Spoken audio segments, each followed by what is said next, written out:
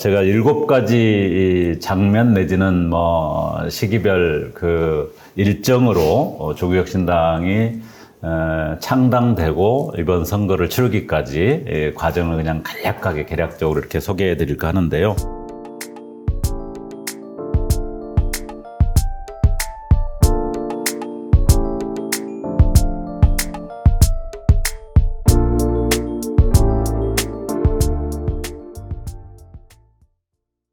올해 1월 달에 리셋 코리아라고 하는 일종의 포럼 세미나를 어쨌든 그 이후까지 해서 4차를 진행했는데 초기에 이제 3번을 진행을 했었습니다.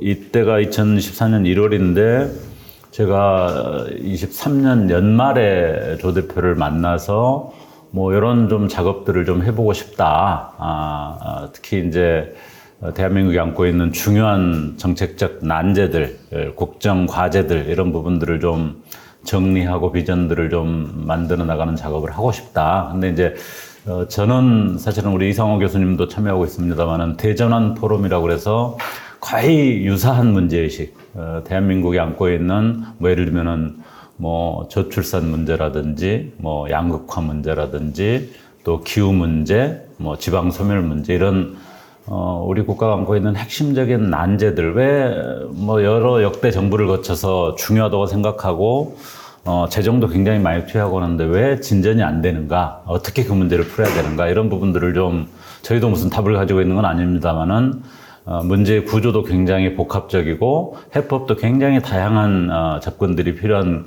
그런 사안들을 전문가들이 좀 융합적으로 모여서 논의도 해보고 대안도 정리해보는 작업을 하려고 만든 게 대전환 포럼이라는 걸 한 1년 정도 하고 있었기 때문에 굉장히 자연스럽게 조국 대표가 하고자 하는 이 작업들을 좀 함께 할 수 있겠다 해서 참여했는데 제 그냥 해석으로 보면은 조 대표는 작년 하반기부터 정치에 참여하는 문제에 대한 굉장히 심사숙고를 쭉 해오고 있었고 어떻게 해야 될 거냐 이런 고민들을 하고 있었다라고 알고 있고요.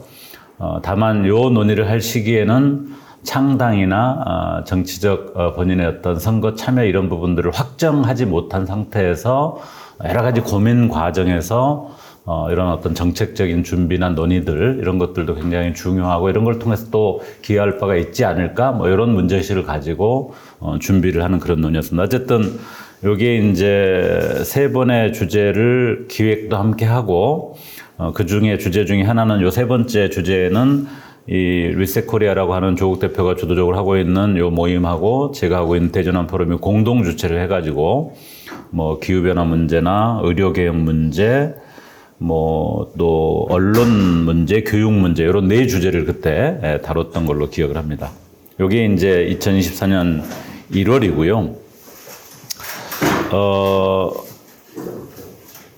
이때까지도 창당을 어떻게 할 거냐 하는 부분 가지고 굉장히 많은 논의를 했는데 최종적으로 창당을 하겠다고 결정은 이즈음에 하긴 했습니다.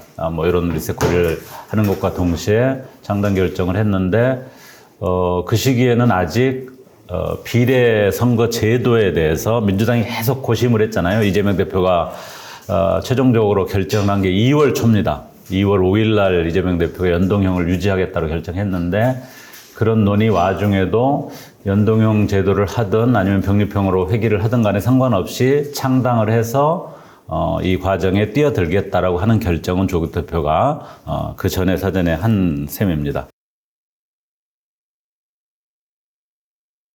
중앙당을 창당하려면은 우선 창립준비위원회라는 것을 사전에 만들어야 되고 창립준비위원회 다음에 최소한 5개 이상의 광역시도당을 만들어야만 중앙당 창당을 할 수 있습니다. 그래서 창당을 하겠다고 결심하고 나서 2월 15일 날 창당준비위원회 결정을 하고 발족을 하고 그 다음에 굉장히 급하게 시도당을 5개 이상 만들어야 돼서 6군데를 했습니다. 그런 경우가 있다고 그러더라고요. 5개가 필수인데 5개를 딱 만들어놓고 시작하려고 그랬는데 선관위나 이런 데서 미비해가지고 허가를 안 해주면 다음 진행을 못하기 때문에 여유분으로 6개를 추진해서 시도당을 급하게 만들고 3월 3일 날 창당대회를 했는데 시도당을 만들 때까지만 해도 저는 이제 경기도당 만드는 작업에 좀 깊숙이 관여를 했었는데 이게 되는 일인가? 이렇게 해서 잘 될 수 있을까 하는 부분에 대한 확신은 적어도 저는 없었어요. 뭐 조국 대표는 좀 있었는지는 모르겠는데. 그런데 3월 3일 날 중앙당 창당대회를 하는 즈음에 지역들에서 시도당을 만들고 조국 대표를 중심으로 해서 창당을 한다고 하는 것들이 지역에서 본격적으로 알려지면서 거기에 대한 관심과 열기와 이런 것들이 쫙 올라오는 느낌을 이렇게 저희들도 느낄 수가 있었고, 실제로 3월 3일 창당대회는 원래는 이보다 훨씬 작은 공간을 예약을 해가지고 준비를 했었는데 워낙 참여하겠다고 하는 열기들이 높아지면서 급하게 킨텍스 그랜드 볼룸으로 이렇게 훨씬 큰 공간, 그게 2,000명인가 뭐 들어가는 공간을 준비했는데 실제 당일날 보면은 뭐 좌석은 말할 것도 없고 막 안전이 문제가 될 정도로 바닥에 앉고 뭐 통로에 앉고 오신 분들이 있을 수 있겠습니다만 그럴 정도로 이미 창당 시점부터 관심과 열기가 굉장히 높았고 그냥 이게 대충 시들시들 끝나지는 않겠구나 하는 느낌을 받았습니다. 세 번째 장면은 22대 국회에서 첫 번째 법안으로 한동훈 특검법을 발의하겠다라고 하는 것을 3월 12일 날 조국 대표가 직접 국회 소통관에서 일종의 1호 공약처럼 발표를 했었습니다. 그래서 창당대회 때 3년은 너무 길다라고 했던 감추지 않는 굉장히 강한 의지 표명, 그리고 그 부분을 실질적으로 행동으로 보여주겠다고 하는 한동훈 특검법 발의, 이런 것들이 초기 조국 혁신당 창당 과정에서 대외적으로 당이 지향하는 방향, 정치적 어떤 의지 이런 것들을 보여준 사례라고 저는 생각이 들고요. 이것이 그 이후에 윤석열 정권에 대해서 국민들이 가지고 있던 굉장한 분노와 절망과 좌절, 그리고 더 이상 두고 보기 힘든데 어떻게 할 수는 없었던 국민들 마음속에 이렇게 쫙 깔려 있었던 이런 부분들을 끌어내는데 결정적인 어떤 그런 기폭제 역할을 했다고 저는 생각을 합니다. 네 번째 장면은 3월 14일 날 광주의 어떤 상징 공간이기도 한데요. 여기는 저도 그 옆에 보면은 어색하게 주먹 쥐고 있는 제 사진 나오죠? 제가 학생운동은 조국 대표도 더 세게 한 것 같은데 저는 이게 잘 안 되더라고요. 제가 직접 광주 현장에서 광주 시민들, 일반 국민들이 이렇게 조국 혁신당에 대해서 또 조국에 대해서 가지고 있는 관심과 열기, 지지 이런 부분들을 아주 피부로 느끼는 그런 자리였는데요. 저는 굉장한 그런 느낌을 받았어요. 그 앞에서 연설을 했고, 그 연설이 광주 시민들, 또 조국 혁신당을 지지하고 지켜보는 국민들한테 굉장한 울림을 준 그런 시간이었다고 생각을 하고요. 역시 윤석열 정부 또 국민의힘 비대위원장이었던 한동훈에 대해서 규정을 하고 아주 강력하게 윤 정권에 맞서겠다는 어떤 의지 표명 이런 부분들을 보여줬고요. 쉽게 사그라들지 않는 하나의 어떤 흐름을 탔다라는 그런 느낌을 받았습니다.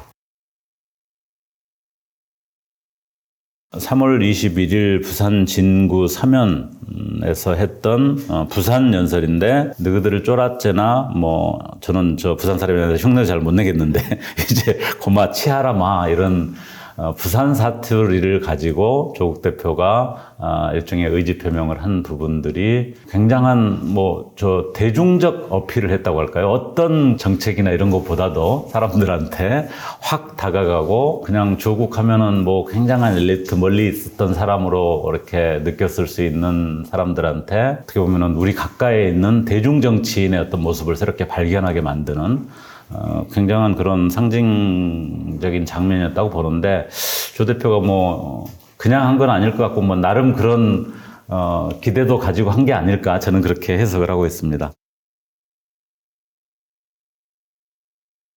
정책 분야는 이번 총선에서 뭐 역대 총선이라고 하는 거는 정책론이라고 하는 것이 원래 부각되지 않는 게 이제 총선의 특징이기도 한데 이번 선거는 뭐 더욱더 그런 성향이 두드러졌다고 이야기를 하는데 뭐 막바지에 한동훈 위원장이나 뭐 민주당에서 뭐 상당히 좀 큰 정책들을 이렇게 제시하기도 했습니다만은 전혀 영향을 미치지는 않았고 조국혁신당은 오히려 지지자들 내에서 뭐 검찰 독재를 조기 종식하는 것 무조건 1순위고 해야 되는데 정당을 창당했는데 그 이야기만 하고 말 거냐, 뭐 종식되고 나면 어떡할 건데 뭐 이런 것에 대한 질문과 요청들이 상당히 내부적으로는 많았었습니다. 그래서 저희들이 뭐 정책을 많이 준비한 것도 아니었고 또 있는 정책도 뭐 많이 발표하는 것이 선거를 치르는 어떤 정무적 판단으로 볼 때 그렇게 꼭 필요하지도 않다 이렇게 내부적으로 생각을 가지고 있어서 정책 발표를 많이 하지는 않았는데 한동훈 특검법을 1호로 발표한 이후에 뭐 기후 문제를 대응하기 위해서 재생에너지를 어떻게 획기적으로 높일 것인가, 그 다음에 뭐 과학기술 분야 특히 R&D 예산 깎이고 하는 문제 때문에 과학기술 분야에서 어떻게 과학기술 입국을 새롭게 한번 만들어 나갈 것인가, 그 다음에 뭐 노인, 어르신이나 청년, 여성 이런 정책들은 이러저러하게 발표들이 그동안 많이 됐는데 딱 중간 허리인 4050 세대에 대한 특화된 정책들은 너무 없는 것 아니냐 하는 그런 또 문제식이 제기돼서 물론 뭐 새로운 정책이라고 하기는 그렇고 특히 돌봄이라든지 어르신 돌봄, 아이 돌봄 이런 것들은 기왕에 있는 정책이긴 합니다만은 그걸 4050에 타겟을 맞춰서 특화된 4050 정책을 발표하는 거 뭐 이런 정도를 저희들이 발표를 했던 것 같고 그런 것과 함께 가장 좀 비중 있는 정책으로 저희들이 설정한 게 사회권 선진국 제7공화국 건설이라고 하는 이거는 이제 어떤 어떤 특정 분야의 정책이라기보다는 소위 검찰 독재를 종식시키고 대한민국을 뭔가 새로운 단계로 선진국 문턱까지 갔다가 지금 막 한참 후퇴하고 있는 그런 상황이기 때문에 그 위기를 만든 검찰 독재 정부를 좀 종식시킨 다음에는 다시 한번 대한민국을 새로운 단계로 업그레이드 시킬 수 있는 그런 비전과 구상 이런 것들을 좀 더 제대로 내놓을 필요가 있겠다 하는 차원에서 사회권 선진국 제7공화국 건설이라고 하는 그런 구상을 일종의 비전 선언이죠. 뭐 세부 정책 방안들이 발표됐다기보다는 그런 정책을 발표하는 게 저희 정책 발표에 있어서는 가장 종합적이고 중요한 정책으로서 발표가 됐었습니다. 그리고 마지막 장면은 4월 10일 투표 당일 출구조사 발표 그 장면인데요. 깜깜이 시간 동안에 국민의 미래나 더불어민주연합이 역시 뭐 막강한 전국 정당으로서 가지고 있는 조직력과 네트워크를 통해서 막판 대결집을 한 기간이었고 조국혁신당은 뭐 특별하게 그 기간 동안 의미 있는 진전을 이루지 못해서 뭐 물론 이것도 한 달짜리 정당으로서는 너무 과분하고 너무 엄청난 결과이긴 합니다만은 여론조사 흐름으로 볼 때는 좀 변동이 있었다라고 이야기할 수 있겠습니다. 저희가 24.3%로 제가 12번인데 저는 못 봤는데 무슨 SBS인가에 엘리베이터 문을 제가 닫는 뭐 이런 야박한 역할을 한 걸로 그렇게 나왔다고 하더군요. 근데 그런 결과였고 다만 호남에서 특징적으로 광주가 47.72%, 전남이 43.97%, 전북이 45.53%로 다 1위를 했는데 꽤 뭐 광주 민주연합하고 10% 정도 차이가 났으니까 굉장히 높은 지지를 받았고 세종에서 1등을 했었고 이렇게 네 군데 지역에서 1등을 했고 광역시도 전국 모든 곳에서 20% 이상을 받아서 뭐 아무리 생각해도 뭐 이해가 안 될 정도의 깜짝 놀랄 정도의 지지를 받은 그런 결과였다 이렇게 생각을 합니다. 예, 뭐 대략 연대 시간 순으로 제가 조국혁신당 창당에서부터 선거 결과까지 이렇게 간단하게 그냥 짚어봤는데요. 요거를 뭐 그냥 매개로 해서 궁금한 부분들 아니면 혹시 코멘트나 조언을 좀 주고 싶은 부분이 있으면 편하게 말씀 주시면 저도 또 답을 드리겠습니다.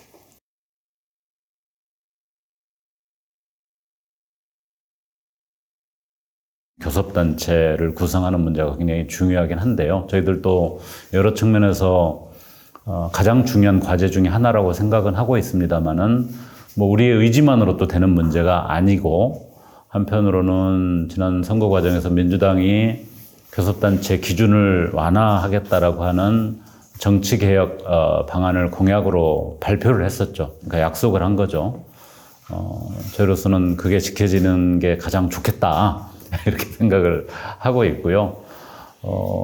근데 이제 최근에 뭐 보도 나오는 것들을 봐서는 약간 벌써 내부에서 이견들이 나오고 있어서 쉽지만은 않을 텐데, 너무 조바심 내고 막 쫓아다닐 문제는 아니고, 또 굉장한 뭐 여러 가지 전략적인 논의와 협의가 필요한 일이어서 그거는 조국 대표한테 완전히 일임을 해놨습니다. 조국 대표가 굉장한 의지와 자기 구상을 가지고 그 작업을 진행하는 걸로 돼 있고, 그렇지만 너무 서두르고 막 성급하게 하지는 않겠다. 지금 기조를 그렇게 해놓은 상태입니다.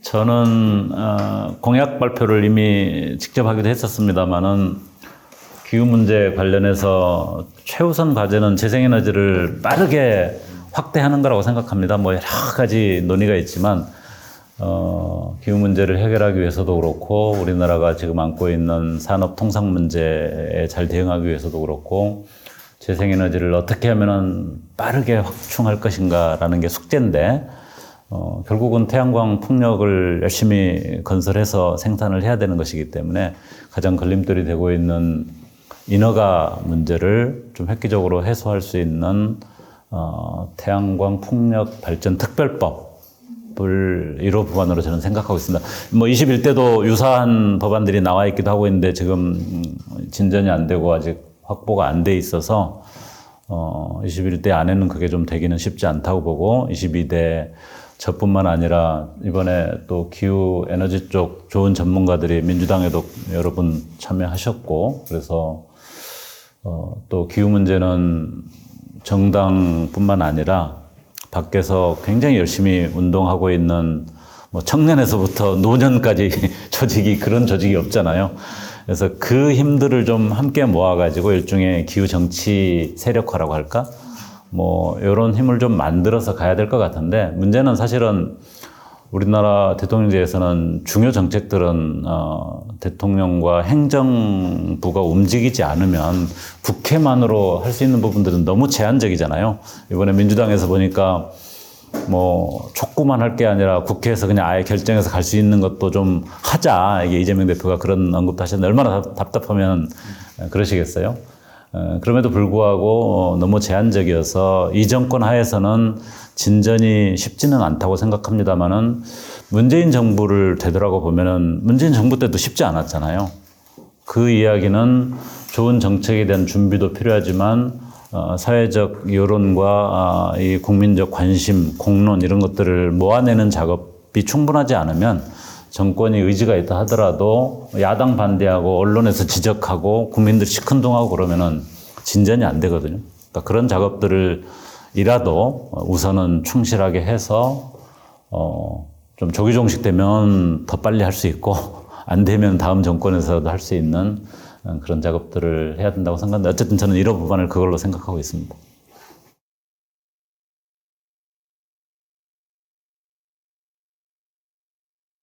100% 공감해요. 100% 공감이고,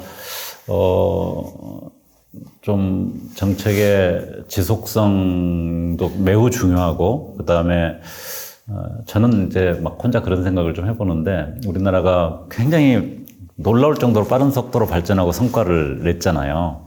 근데 조금 뜯어보면은, 뭐랄까요? 전문성, 지식, 경험, 이런 부분의 축적에 있어서 굉장히 좀 허술한 부분들이 많아요. 그러니까 뭐 말씀하신 대로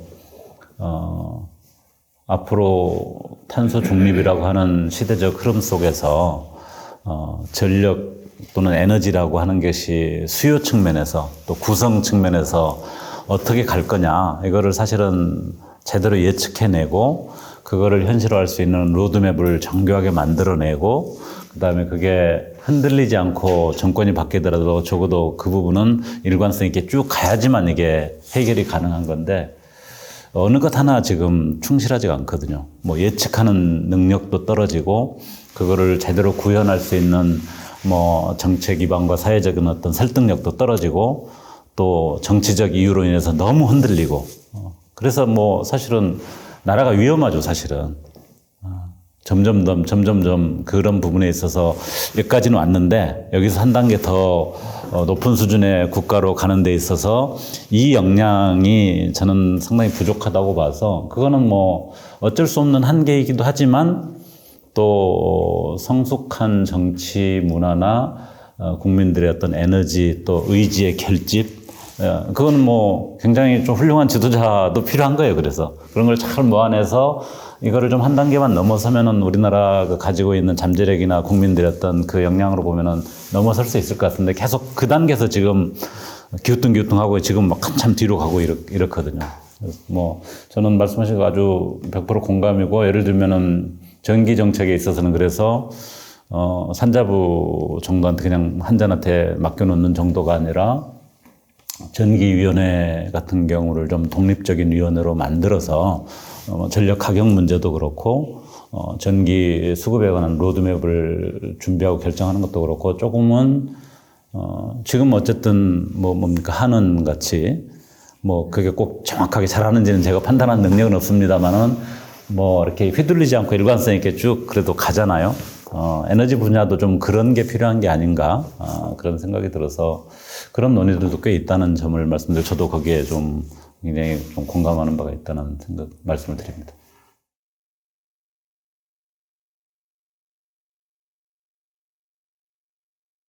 규제 관련해서는 뭐 저는 다만 그런 게 있어야 될 것 같아요. 그러니까 현장을 좀 제대로 알고 흐름을 알고 그러면서 이렇게 필요한 규제들을 이렇게 만들어 나가는 이런 시도가 있어야 되는데 그런 게 너무 그런 그 권한을 가진 이 입법권 안에 우선 전문 인력이 없고 전문 인력이 없으면 사실은 소통을 열심히 해서 이제 이해하고 찾아야 되잖아요. 그런 부분을. 그러니까 그런 게 좀 약한 게 문제가 아닌가 하는 생각이 들고요. 뭐 아무리 해도 기업 세계를 앞서서 가기는 힘들 거예요. 근데 이제 너무 뒤처지거나 너무 엉뚱한 것을 만들지라도 않으면 그나마 다행이 아닐까 하는 생각이 드는데 그런 노력은 굉장히 충실하게 해야 된다. 뭐 저희 조국혁신당뿐만 아니라 국회 자체가 지금 상당히 그런 전환을 해야 되고 사실은 공무원들도 굉장히 그 부분에 있어서 굉장한 진전을 만들어내지 않으면은 계속 좀 덜그덕 거리지 않을까 그런 생각이 들어요.